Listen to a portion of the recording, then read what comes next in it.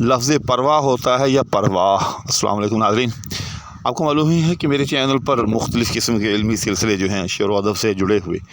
وہ مختلف اوقات میں اپلوڈ ہوتے رہتے ہیں، اور ان میں بڑی بڑی مفید باتیں بھی جو ہیں وہ بعض اوقات آ جاتی ہیں۔ تو آج ایک بہت ہی مفید بات کے ساتھ آپ کے سامنے حاضر ہو رہا ہوں کہ یہ جو لفظ ہے پرواہ، آپ نے دیکھا ہوگا کہ کہیں یہ ہے کے ساتھ لکھا ہوا ہوتا ہے اور کہیں جو ہے وہ ہے کے بغیر لکھا ہوا ہوتا ہے۔ اب اگر ایک عام آدمی ہے اسے تو کوئی مسئلہ نہیں، اس کو پرواہ پڑھ لے یا پرواہ پڑھ لے، لیکن شاعر کے لیے یہ جاننا بہت ضروری ہے، کیونکہ شاعر نے تو جس طرح سے کوئی جوہری جو ہے وہ زیور تیار کرتا ہے، اس میں ایک نگ بھی جو ہے وہ ادھر کا ادھر لگ جائے تو اس سے اس زیور کی ساری جو زیبائش ہے وہ جاتی رہے گی۔ لہذا شاعر کے لیے یہ بہت ضروری ہے کہ وہ الفاظ کے صحیح تلفظ سے آگاہ ہو، دوسرے لفظوں میں اس کا شعر جو ہے وہ بے وزن ہو جائے، اور آپ کو معلوم ہی ہے کہ اگر شعر جو ہے وہ بے وزن ہو جائے تو پھر اس کو یوں سمجھیں کہ صحیح معنوں میں شعر نہیں کہا جا سکتا، بلکہ صاحب شعر کی سبکی بھی جو ہے اس سے الگ ہوتی ہے۔ تو اس لیے ایسی چیزوں کا شاعر کے لیے جاننا بہت ضروری ہے۔ تو آئیں اب اس ٹاپک کو جو ہے ہم بالتفصیل جو ہے وہ ڈسکس کرتے ہیں۔ تو لفظ پرواہ ہے یا کہ پرواہ ہے، لیکن اس کے تعین سے پہلے ایک بہت اہم بات آج آپ کو بتانے جا رہا ہوں۔ یہ بات ایک ایسی ہے کہ میں اس پر انشاءاللہ ایک الگ سے ویڈیو بھی بناؤں گا، لیکن سر دست چونکہ درمیان میں آ گئی ہے تو اس کا تذکرہ یہاں بہت ضروری سمجھتا ہوں۔ وہ یہ بات ہے کہ جب بھی آپ کسی لفظ کا صحیح تلفظ جاننا چاہیں اور جاننے کے لیے کسی شعر کا سہارا لیں، چونکہ جیسے میں نے اس پر ایک الگ سے ویڈیو مستقل طور پر جو ہے اپلوڈ کی ہوئی ہے کہ اگر آپ کسی لفظ کا صحیح درست تلفظ جاننا چاہیں تو اس سے بڑھ کر اور کوئی صورت نہیں کہ آپ اساتذہ کے کلام میں سے کوئی مستند شعر جو ہے اس کو بحر کے مطابق پڑھیں، کیونکہ جب آپ کسی بھی استاد کے درست شعر کو اس کی بحر میں پڑھیں گے تو آپ کو اس میں موجود ہر لفظ کا جو درست تلفظ ہے وہ معلوم ہو جائے گا۔ کیونکہ اس کے برعکس اگر آپ لغات سے مدد لیتے ہیں تو لغات میں تو کاتب جو ہے اس سے جو ہے وہ اس کے اعراب میں جو ہے وہ غلطی ہو سکتی ہے، ممکن ہے کاتب نے جو ہے غلطی سے جہاں زبر ڈالنی ہے وہاں جو ہے وہ جزم ڈال دی ہو، یعنی اس کو ساکن کر دیا ہو، اور اگر کوئی ساکن ہے تو اس کو جو ہے وہ متحرک کر دیا ہو۔ اسی طرح سے ایک آدھ حرف کا جیسے یہ پرواہ اور پرواہ ہے، اس کے آخر میں کسی نے جو ہے وہ ہے بڑھا دی ہو اور کسی نے نہ بڑھائی ہو، بلکہ سچی بات ہے کہ اس لفظ کے اندر یہ جو اختلاف ہے اس کی وجہ بھی جو ہے یہی لغات کا اختلاف ہے۔ تو بہرحال جیسے میں عرض کر رہا ہوں کہ ایک بڑی اہم بات وہ یہ ہے کہ جب بھی آپ کسی شعر کے ذریعے کسی لفظ کا تلفظ جاننے کی کوشش کریں تو اس کو مصرعے کے درمیان میں سے جو ہے وہ اٹھائیں، یعنی اس کا استعمال مصرعے کے درمیان میں ہو۔ اگر آخر کے اندر اس کا استعمال ہوگا تو اس کا کوئی اعتبار نہیں۔ ایسا کیوں ہے؟ ایسا اس لیے ہے کہ عروضیوں نے یہ ایک اصول بنا رکھا ہے کہ کسی بھی مصرعے کے آخر میں آپ ایک حرف جو ہے اس کو بڑھا سکتے ہیں، یعنی دوسرے الفاظ میں اگر یہی لفظ پرواہ جو ہے کسی مصرعے کے آخر میں مستعمل ہے تو وہاں پرواہ بھی درست ہے اور وہاں پرواہ بھی درست ہے، کیونکہ ایک لفظ کی جو ہے اضافت یا ایک لفظ کا جو ہے زیادت کرنا وہ تو ویسے ہی درست ہے۔ تو لہٰذا ہمیں کیا پتہ چل سکے گا کہ شاعر نے جو ہے یہاں پرواہ استعمال کیا ہے یا کہ پرواہ استعمال کیا ہے۔ اس لیے ضروری ہے کہ اس لفظ کا استعمال، یعنی کسی بھی لفظ کا استعمال جس کی آپ تعین کرنا چاہتے ہیں، جس کا آپ درست تلفظ جاننا چاہتے ہیں، اس کا استعمال جو ہے وہ مصرعے کے درمیان میں ہو۔ میں اس کو آپ کو ایک مثال کے ذریعے سمجھاتا ہوں۔ مثال کے طور پر غالب کا وہ بڑا مشہور شعر ہے، کاو کاوے سخت جانی ہائے تنہائی نہ پوچھ، صبح کرنا شام کا لانا ہے جوئے شیر کا۔ نقش فریادی والی غزل کا جو ہے وہ دوسرا شعر ہے غالباً۔ تو اب یہ جو پہلا مصرع ہے، کاو کاوے سخت جانی ہائے تنہائی نہ پوچھ، اب اس کا وزن کیا ہے؟ اس کا وزن ہے فاعلات فاعلات فاعلات فاعل، یعنی اس کا جو ہے آخری رکن وہ فاعل ہے۔ اب دیکھیں کہ اس کو پڑھ کر دیکھیں کہ اور ساتھ ساتھ اس کی تقریر کریں۔ کاو کاوے فاعلات سخت جانی فاعلات ہا تنہا فاعلات ای نہ پوچھ فاعل، دیکھیں ای نہ پو فاعل،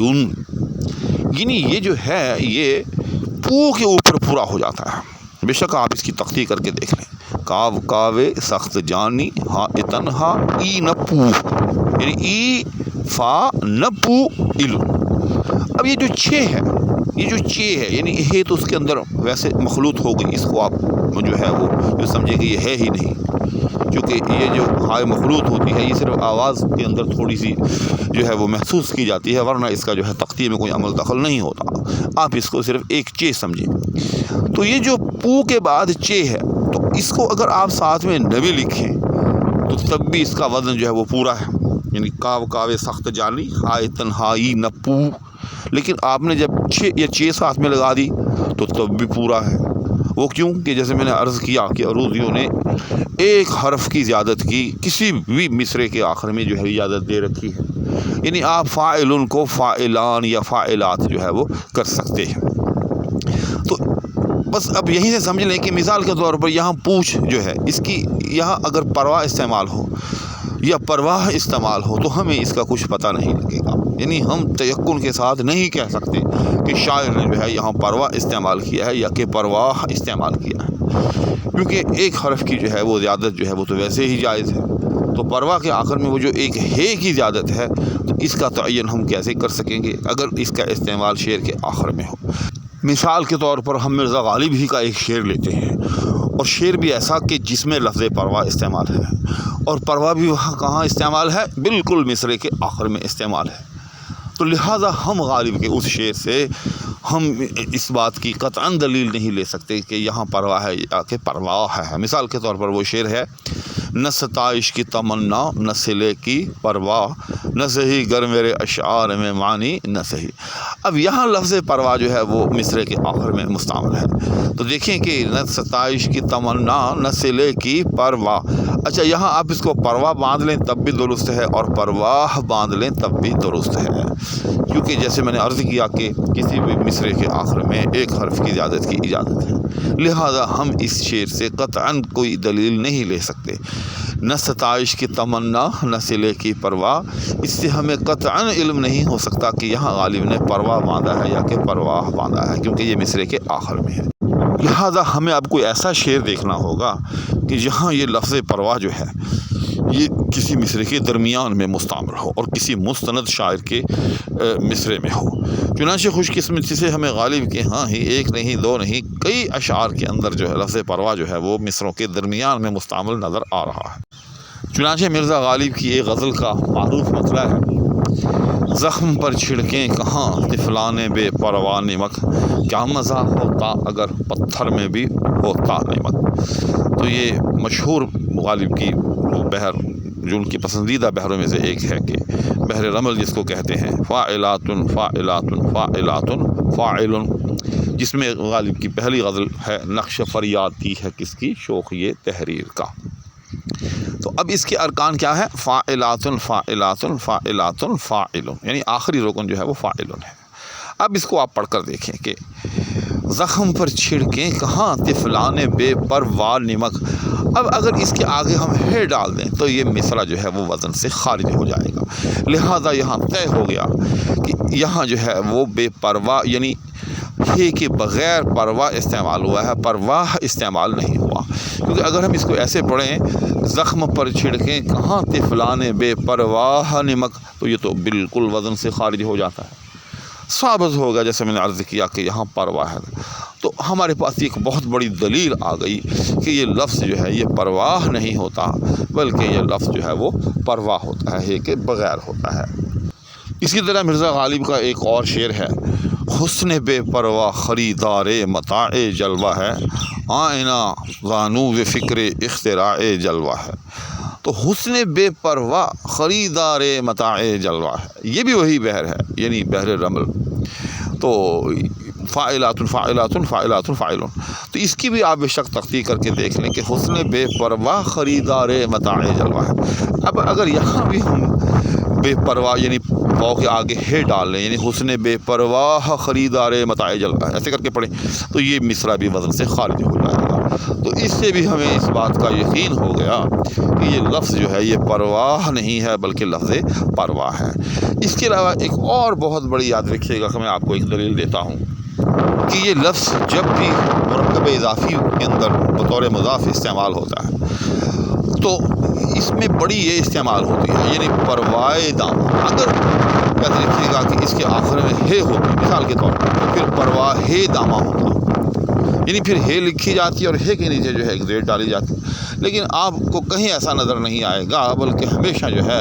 آپ کو جو ہے جو بڑی یہ نظر آئے گی، جیسا کہ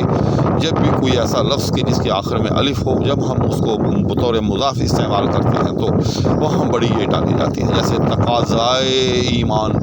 آپ دیکھ رہے ہیں کہ تقاضائے ایمان، اب تقاضا کے آخر میں الف ہے تو جب ہم نے اس کو مضاف بنایا تقاضائے تو پھر وہ حمزہ جو ہے اس کو لکھنے کے لیے ہم نے جو ہے ایک طرح سے بڑی یہ جو ہے وہ ڈال دی۔ تو یہاں بھی ہمیں غالب ہی کا ایک معروف جو ہے وہ مصرع ملتا ہے، نہ ذوق گریباں نہ پروائے دامہ۔ آپ دیکھ رہے ہیں کہ نہ پروائے دامہ، اگر یہ لفظ جو ہے پرواہ ہوتا اس کے آخر میں ہے ہوتی تو پھر یہ پرواہ دامہ ایسے اس کو پڑھا لکھا جاتا، لیکن پروائے دامہ اس سے بھی ہمیں معلوم ہو گیا کہ یہ لفظ جو ہے یہ پرواہ نہیں ہے بلکہ یہ لفظ جو ہے وہ پرواہ ہے۔ تو امید ہے کہ آج کی میری اس گفتگو سے لفظ پرواہ جو ہے اس کے بارے میں بھی آپ کو معلوم ہو گیا ہوگا، اور اس کے علاوہ اضافی طور پر ایک یہ بات بھی کہ جب بھی کسی لفظ کا تلفظ آپ شعر سے مدد حاصل کرتے ہوئے جاننا چاہیں تو اس کو اس کے آخر سے نہ دیکھیں بلکہ اس کا درمیان میں اگر مصرعے کے استعمال ہوا ہے تو وہاں سے دیکھیں، ورنہ جو ہے کوئی فائدہ نہیں، کیونکہ آخر کے اندر جو لفظ استعمال ہوتا ہے اس میں ایک حرف کی زیادت جو ہے وہ جائز ہوتی ہے، تو ہمیں کچھ پتہ نہیں چل سکتا کے ساتھ کہ یہاں کون سا لفظ استعمال ہوا ہے۔ اسی کے ساتھ دعاؤں کی درخواست کے ہمراہ اب آپ سے اجازت چاہوں گا۔ اللہ حافظ۔